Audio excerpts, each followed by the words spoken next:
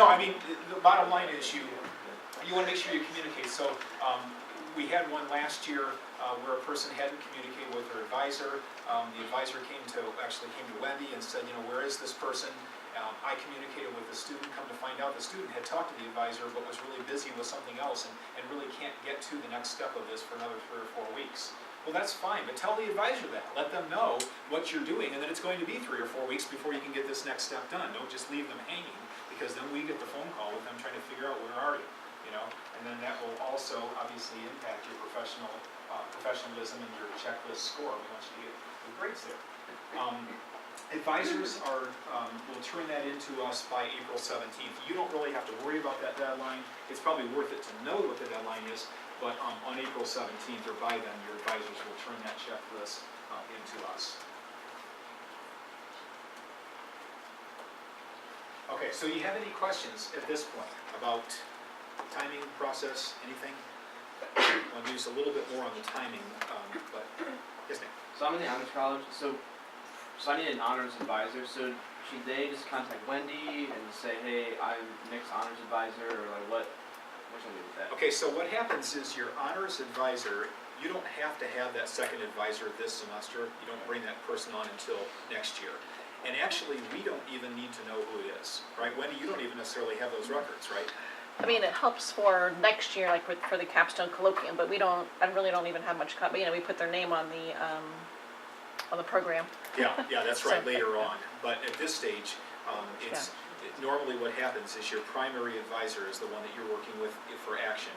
You bring a second person aboard next year, but we don't even need to know who that person is. Just kind of like in response to that, I don't really know, but because I had to go talk to the honors college about it, and they told me that I had to turn my form in with my honors advisor this semester. With one advisor, but not both, right? They told me that I had to separate my honors and my action. So I did not do that. We kept getting emails about it. Yeah, and saying that we had to turn in the form with our honors advisor.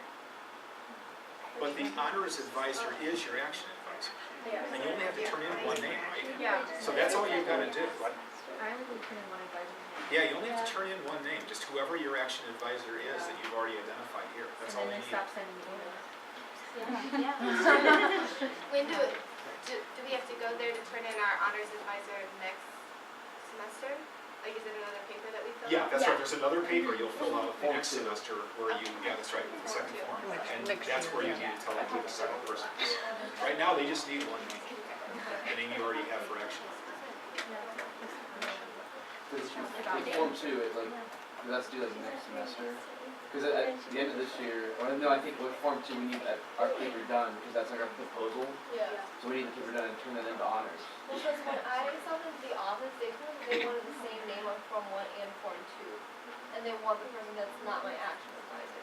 So I wasn't, I don't know. I think there's just a lot of miscommunication. Yeah, somebody might have, because, all right, so let me step back a little. We actually haven't had this problem in the past, so it's probably because somebody got the word jumbled somewhere.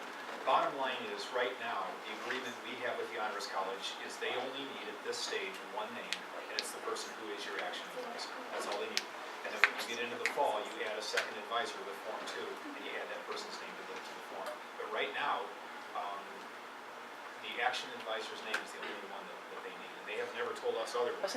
I'll confirm, because I know there's a lot of honors students, so I'll confirm and I'll let you guys know. Talk to the person I usually talk to, just make sure they're all on the same page, because maybe it just depends. Maybe someone wasn't aware of how things work with action, that kind of thing. So that's right. Either thanks for somebody bringing that up. Or a rule actually has changed, and nobody told us that, but that would really surprise me, because we collaborate with them every year on this, and this issue hasn't come up before.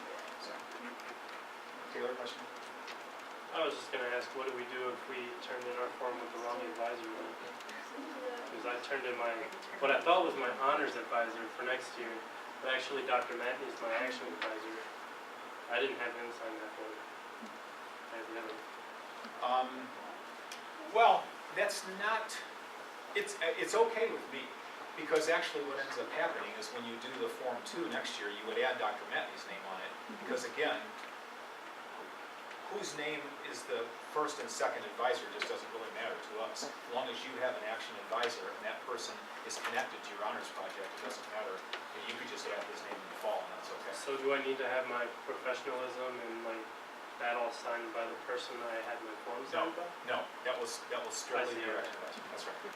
Yeah. Because for the same reason that if a person is not in honors, they're not filling that out anyway, right? It's still gonna be their action advisor. So that form, that faculty advisor form is always filled out by the action advisor, no matter what. Thank you. You're welcome. Anything else? Okay. A few things just about timing, make sure that we have all of the deadlines and so forth and the timing straight. You're going to be writing your paper from now through at the latest in April. Your deadline for the paper is April the 17th. And that's actually, if you, kind of going back again a little bit of history here, the deadline for that paper the last couple of years has been April the 1st. I bumped it back this year because the cohort ahead of you from last year gave us that advice. They said, when you get into the spring, you actually do the writing by the time we have spring break and so forth. Some people had difficulty having it done by April 1st. Some people had this done in February, by the way. So, I mean, it is possible to get it done. Yeah, so just be aware of that. I mean, it's not that it's impossible. It just doesn't have to take you 4 months to write the paper, 3 months. I mean, it is a paper you could write in 6 weeks and have it done in February. So it's not out of the question. But I will tell you that depending on, and this is where we got into issues last year, some of it was availability of the student and the advisor at the same time. It kind of came down to that. So we had a couple of people that, like, when they really wanted to meet with the advisor, they were out of town, then the student, then the advisor was available when the student had class, and they were just having a hard time getting together. And so we pushed that deadline back a little bit just to give you some breathing room. So really, if you think about it, you got February, March, April, almost 3 months to do the paper that really shouldn't take half that amount of time. But it's plenty of time for you to be able to complete it. So that's kind of your final deadline there is April 17th.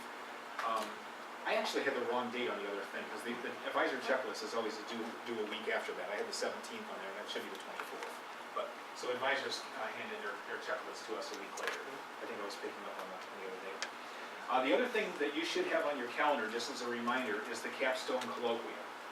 So that is during the common time on Tuesday, April 25th.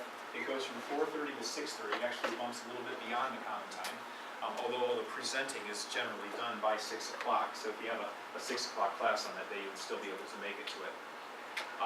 But it's 4:30 to 6:30, and what happens on that day is that all of our seniors present their research that they did this year. And so they're a year ahead of you. They will have already collected their data, written their papers, everything is done and filed, and each one of them has a short PowerPoint. And when I say short, I mean short. It's usually about 3 or 4 minutes per person, tops. They come up and do a short presentation on what they studied, what they found out, and you hear from each one of the seniors as the results. We have found in the past that those who are going into the methods in student teaching will benefit a lot from that. They'll learn some things, not only about what they're learning in the field, but also get a sense of what other people are studying, how they did it, what kind of things they found out. They put you in the loop, okay? So that's a required session for all of you to be at that colloquium. And then what will happen is, next year, you will be presenting that colloquium, and the upcoming junior class will be doing the observing like you're doing this time. Where's the location of that? Wendy, where is that going to be? It's in the Union Theater, room 206. Okay, same room as Yep. we done in the past, Union Theater. Okay, anything else? So if we go to that and like that's not that it's gonna be the exact same project, but it's okay to like do one similar to somebody we did before, right? Yeah, they could be, right. Just as in the spirit of doing a literature review, knowing you're not the first person to study something, we are not surprised that we have, multiple people who are studying similar things. And you think about it, we're all in math or science education, we're all in middle childhood or AYA, there are going to be some overlaps, right, in terms of things that we're interested in, things that we study, so it wouldn't be unusual to have some kind of, yeah, it's a good question, though. It doesn't have to be entirely different from things other people do. For the colloquium, is there like a certain dress code we need to follow? Yeah, usually the colloquium is a nice dress kind of thing. The seniors coming will be, in ties and all that sort of thing. But I would say just to dress kind of, what you call business casual. So you're dressed up a little bit, but you don't have to be decked out. Yeah.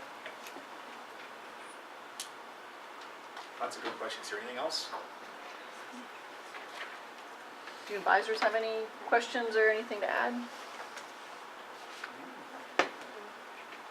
Good, okay.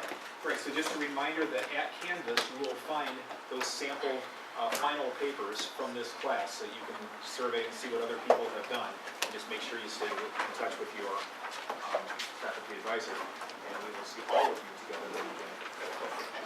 Okay, great, thank you all. Have a good day.